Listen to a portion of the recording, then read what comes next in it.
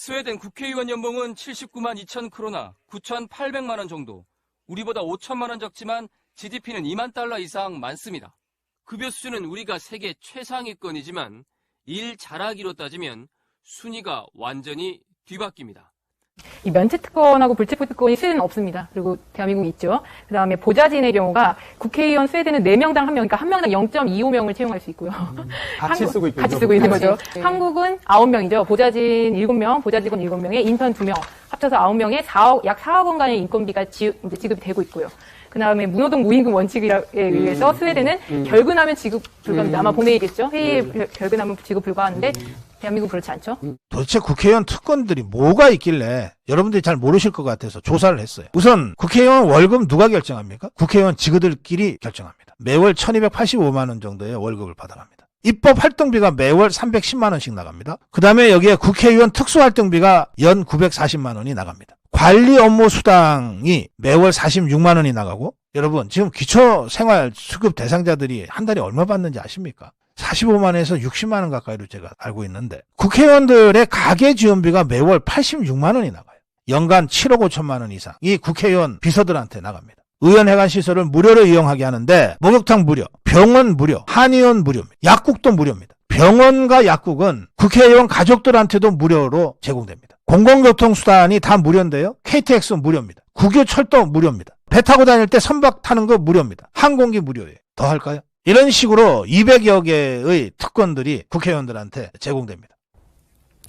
불체포 특권 말고도 국회의원 개개인에게 주어지는 특권은 한두 가지가 아닙니다. 대표적인 게 국회의원이 받는 세비인데요. 정말 많이 받는 건지, 매번 반납한다면서 약속은 왜 안 지키는 건지 한번 따져보도록 하겠습니다. 자, 홍영 기자, 국회의원 세비 구체적으로 얼마나 되는 겁니까? 네, 지난해 국회의원들이 받아간 수당을 보면 우선 다달이 766만 원을 받았습니다. 여기에 경비로 400만 원가량을 또 받는데요. 입법활동비와 특별활동비 명목입니다.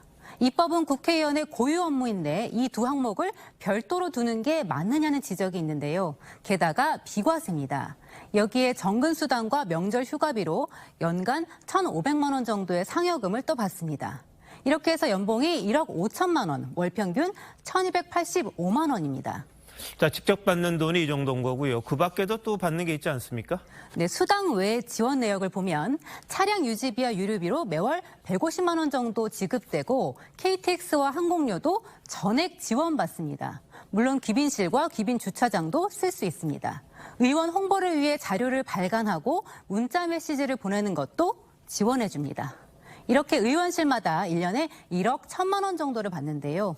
여기에는 연간 5억 원이 넘는 보좌진 인건비는 빠져 있습니다. 자, 그럼 다른 나라와 비교하면 어떤 수준입니까? 네, 선진국들과 비교해도 세계 최고 수준입니다. 1인당 국내 총생산을 기준으로 보면 미국이나 유럽 선진국의 국회의원 급여는 GDP의 2배 수준이지만 한국은 4배에 가까워서 일본보다도 많습니다. 무엇보다 국회의원 스스로 세비를 결정하는 구조가 문제입니다. 국회 사무처가 제안해서 국회의원들이 그걸 받아들이면 저절로 인상이 되는 구조입니다. 외부 인사로 구성된 독립적인 기구에서 결정하는 게 바람직해 보이고요. 법률로 정하도록 하고 간부에 공개하는 게 필요해 보입니다. 자, 뭐 받은 만큼 일한다면요, 누가 뭐라 그러겠습니까? 그런데 일을 안 해도 받잖아요. 네, 맞습니다. 김남국 의원처럼 잠적을 해도 이재명 대표처럼 재판을 받고 있어도 꼬박꼬박 받습니다. 심지어 구속돼도 받는데요. 윤관석 의원은 지난해 8월 구속됐지만 매달 세비를 챙겼고 의원직을 상실한 이상직, 정정순, 정창민 전 의원도 구속 상태로 돈을 받아갔습니다. 지자체장이나 공무원들과 달리 구속됐을 경우에 삭감하는 규정이 없어서입니다.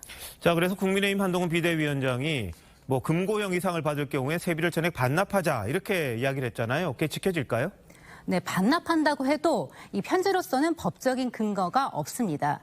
기부를 하든가 아니면 법을 개정해야 하는데요.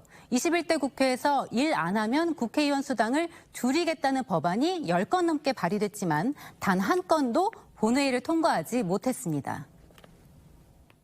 정치적인 선언을 통해서 청렴 의무를 강조하면서 할 수는 있는데 법적 근거가 뒷받침되기 전까지는 국회 사무처를 비롯한 국고가 그것을 법적으로 정당하게 받을 수 있는 방법은 현재로서는 곤란하다.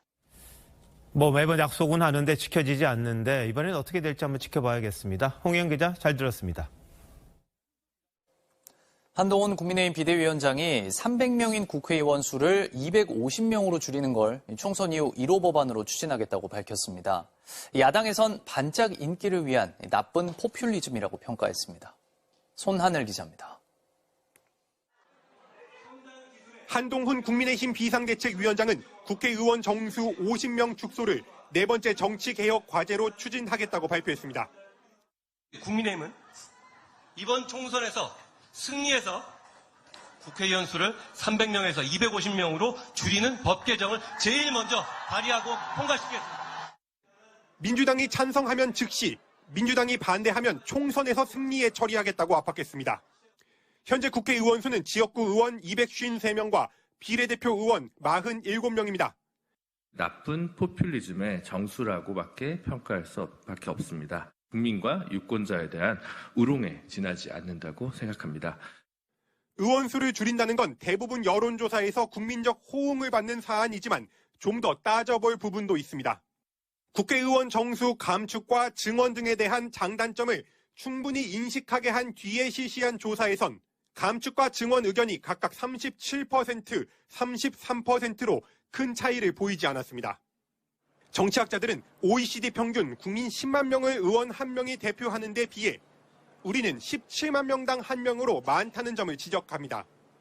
과도한 특권이 문제라면 예산 총액을 동결한 채 의원 수를 늘리고 세비를 줄이는 방법도 거론하고 있습니다. 수를 줄이면 사실은 갖고 있는 파일을 더 적은 사람들이 나눠 갖는 거잖아요. 그러면 당연히 특권은 더 커질 수밖에 없죠. 국민의힘은 지난 김기현 대표 당시 의원수 30명 감축을 추진하겠다고 밝히기도 했습니다. 민주당은 선거철만 되면 나오는 단골 레퍼토리이자 반짝 인기를 위해 떴다 방식으로 던진 공약이라고 일축했습니다. MBC 뉴스 손아래입니다.